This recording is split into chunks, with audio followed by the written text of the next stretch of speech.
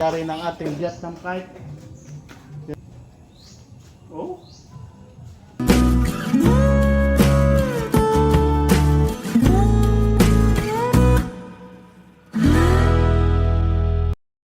Alright mga batang yun. Gandang hapon sa inyo lahat. Ang oras ngayon mga alas 2 na ng hapon mga batang. So gagawa tayo ng may naggawa na ko nito ng mga gawa nating saranggula na Vietnam kite. So gagawa tayo ngayon ng Vietnam kite. At tingnan natin kung malalagyan natin ngayon ng plastic pagka gawa natin ng Vietnam kite. So panoorin nyo mga batang kung maggawa tayo ng Vietnam kite. So puro mga, kasi yung ito dati mga batang ginawa ko yung papagayo di palayok. So okay naman siya, lumilipad siya, kaso lang hindi siya pwede dito sa ako na mahina ang hangin. Hindi kagaya sa Batangas, kahit malaki ang baskagan niya nalipad siya.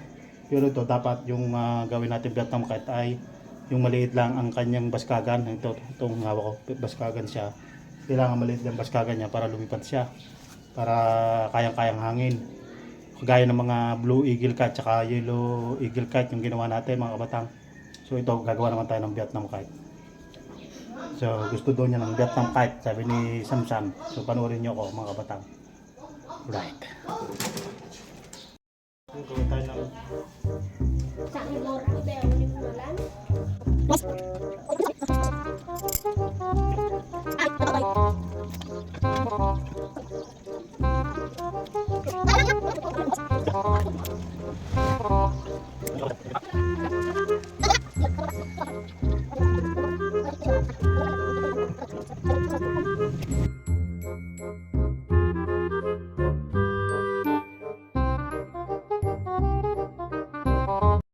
Ayan mga kabatang, nabuo na natin ang ating Vietnam kite. Mga kabatang, ganda.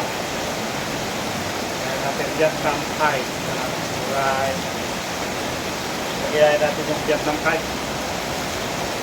Okay na siya. Ganda mga kabatang, Vietnam kite. Tapos, quick naman yung lalagyan natin. Yung pinaka-quick natin yan.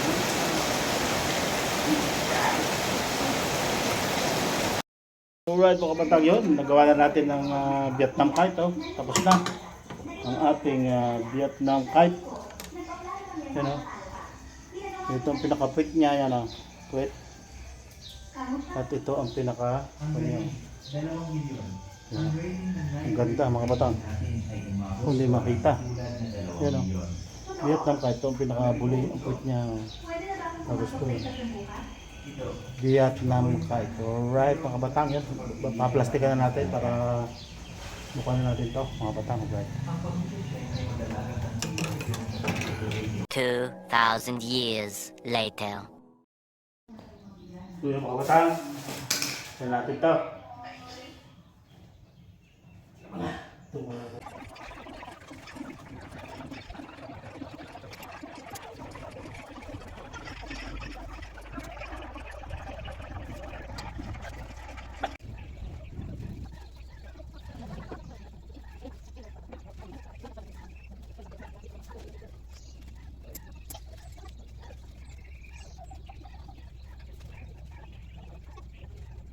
Two 2,000 years later.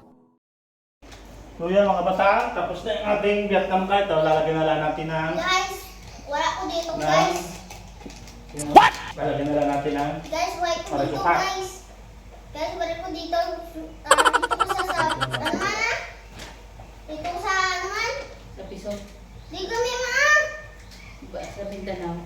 Ah? Mindanao. Dito ba? Dito. Saan?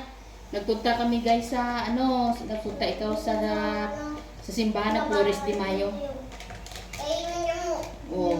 on kami, pagkapoy. Kapoy kami guys. Ng Flores de Mayo. Mama, si Mama-Brek. Iiwan ko ng garagan ko, hindi ko makakaya. Garagan ko, hindi ko kapoy. Ginaiwan ka nila. Kapoy na ko. Magtiambalan ko lang eh. Hindi ka nila pagbayaan.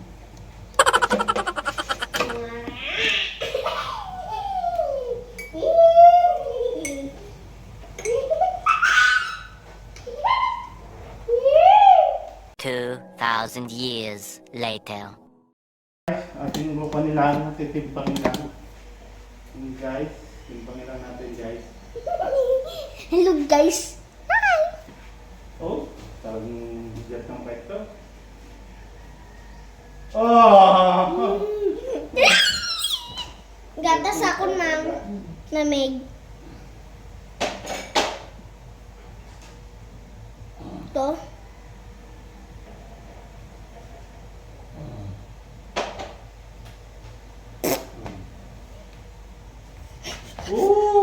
Bigat ng bike, sam-sam.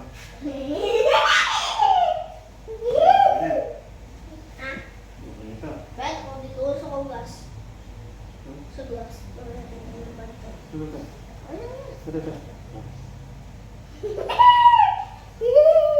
Mga batang Vietnam kite. Dali, lakad doon sa ano. Alright, Vietnam kite ni Samsam.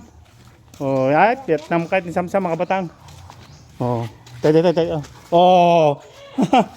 Ako. Try ko lang. Tabi.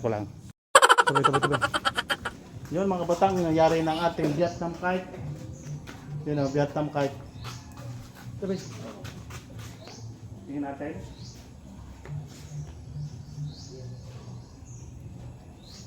Oh. Adios. Oh. Ingat nga. Babawa na ako ng lapis na ako. Hmm.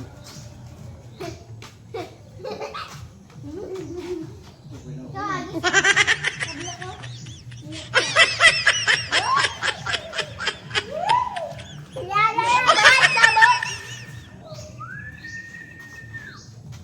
Hangin. Hawakan mo. Titignan kita. So yung mga batang yun, nakagawa natin yung Vietnam kite. At gustong ko sa yung Vietnam kite, yung may nasirang di palayaw, aking ginawa ang Vietnam kite na lang kasi kaya madali siyang paliparin. So yun no. Maraming salamat sa inyong panonood mga kabatang yan. Vietnam kite. So, yan ginawa natin yan. Right, salamat sa panonood. Panoorin yung mga previous vlog namin mga batang yan.